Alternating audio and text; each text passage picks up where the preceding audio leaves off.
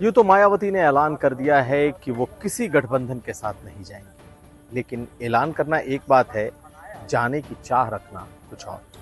लेकिन क्या सचमुच मायावती के लिए दरवाजे बंद हो रहे हैं? आखिर इंडिया गठबंधन में ऐसा क्या हुआ है कि लगता है कि मायावती के लिए अब इंडिया गठबंधन के दरवाजे बंद होते जा रहे हैं? हम आज इसे समझने की कोशिश करेंगे। देखिए, दूसरी तरफ आज समाजवादी पार्टी को क्यों लगने लगा है कि ये चुनाव ऐसा हो रहा है जब प्रशासन ज्यादती कर रहा है? आखिर समाजवादी पार्टी के बड़े नेताओं ने क्यों जिला प्रशासन का रुख किया है और क्या मांग की है, हम ये भी समझेंगे। और केशव मौर्य ने क्यों कहा है कि ये जो चुनाव है, घोसी का चुनाव, बीजेपी बड़े अंतर से जीतने जा रही है। ये तमाम खबरें आज का यूपी में। नमस्कार, मैं हूं कुमार अभिषेक, आप देख रहे हैं यूपी तक। हम हाजिर अपना न्यूज शो आज का यूपी लेकर। तो क्या इंडिया गठबंधन के आज की तीसरी मीटिंग के बाद अब लगभग ये साफ हो गया है कि मायावती के लिए दरवाजे सचमुच इंडिया गठबंधन के बंद होते जा रहे हैं? यह अलग बात है कि मायावती ने खुद ही न तो इंडिया और ना ही एनडीए में जाने की कोई बात कही है। उन्होंने खुद को अलग रखा है, लेकिन आज जिस तरीके से मुंबई में इंडिया गठबंधन की बैठक में सीट शेयरिंग को लेकर जल्दबाजी दिखाई जा रही है, यानी कि सभी बड़े नेता अब इस बात पर एक मत एक राय होते दिख रहे हैं कि जल्द से जल्द सीट शेयरिंग कर लिया जाए। आखिर ये सीट शेयरिंग की इतनी जल्दबाजी क्यों है? आज इस मीटिंग में कई नेताओं ने साफ साफ कहा कि अगर बीजेपी को हराना है तो जल्द से जल्द सभी राज्यों में सीट शेयरिंग का फॉर्मूला पूरा हो जाना चाहिए।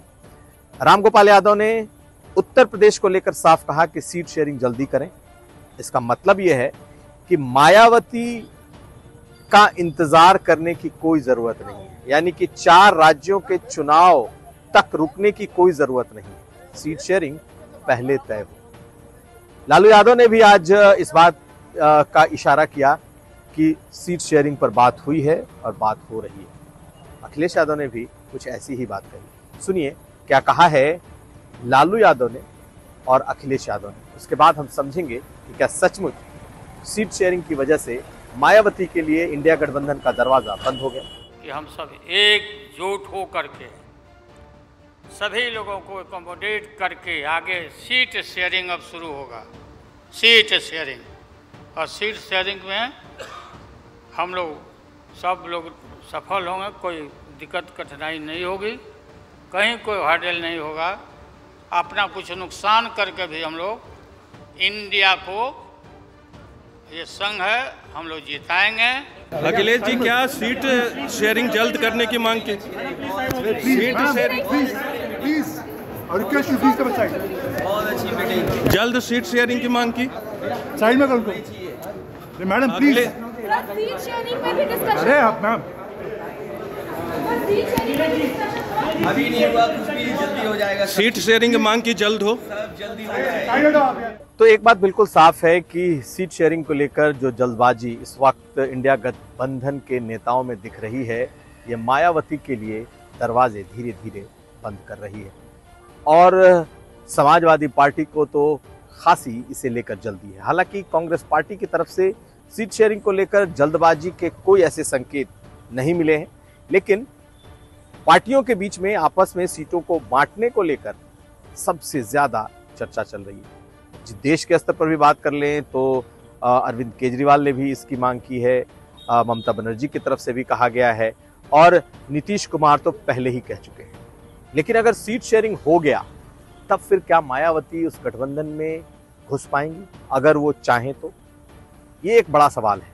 और समाजवादी पार्टी निश्चित तौर पर यह चाहती है कि मायावती के लिए इंतजार करने की बजाय जल्द से जल्द उत्तर प्रदेश के सीट शेयरिंग का फॉर्मूला तय हो जाए, क्योंकि तब मायावती पर इस तरीके का दबाव होगा, या तो जल्द से जल्द आए, इंडिया गठबंधन के नेताओं और दलों के शर्तों के आधार पर आए, या फिर पूरी तरीके से मार्जिनलाइज हो जाए।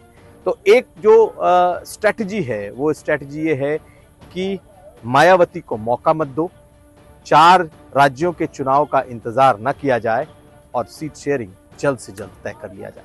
और अगर सीट शेयरिंग पर बात बढ़ गई तो ये मान लीजिए कि फिर उत्तर प्रदेश में जो इंडिया गठबंधन का अपना एक फॉर्मूला है कि एक कैंडिडेट के खिलाफ एक कैंडिडेट चुनाव लड़ेगा, ये मुश्किल हो जाएगा। अब अगली खबर। जैसे जैसे चुनाव नजदीक आ रहा है, अब समाजवादी पार्टी को यह डर सताने लगा है कि सरकार इस चुनाव में प्रशासन का इस्तेमाल कर सकती है।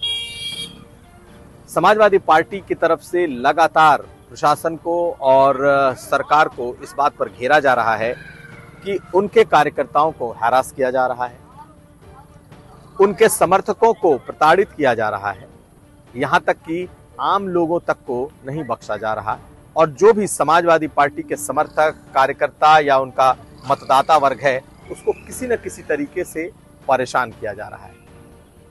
घोसी में भी ये चर्चा आम है, लेकिन समाजवादी पार्टी इस मुद्दे को लेकर सड़क पर उतर आई है।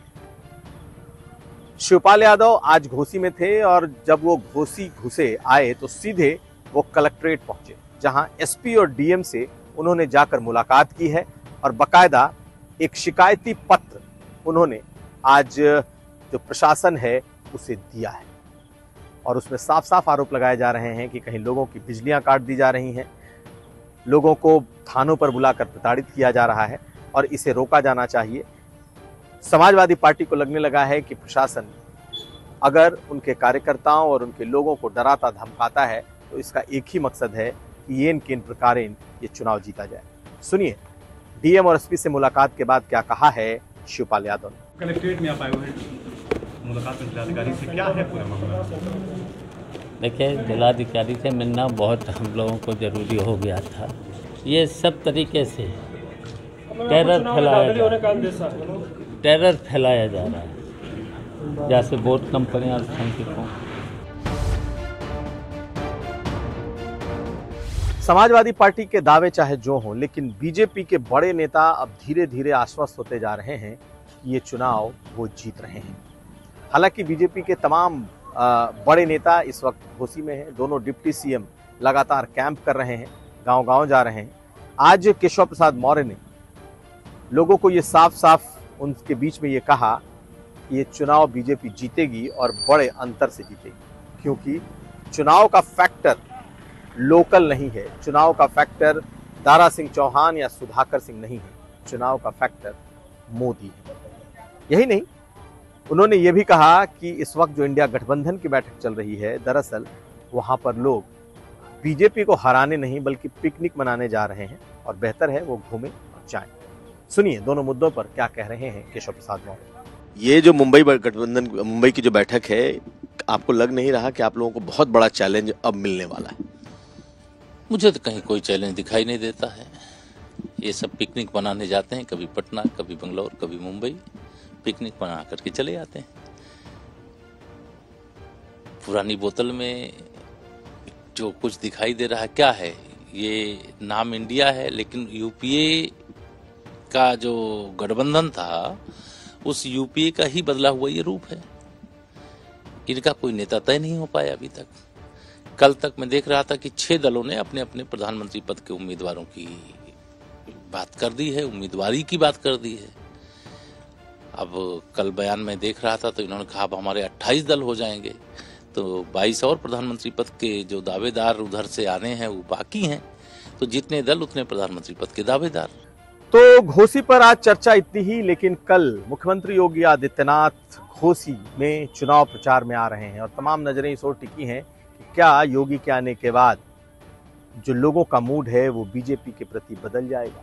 हमारी नजर इस चुनावी कैंपेन पर बनी रहेगी और हम आपको पल पल की अपडेट से अवगत कराते रहेंगे। तो ये था आज का यूपी। हम कल फिर हाजिर होंगे, तब तक आप देखते रहिए यूपी तक।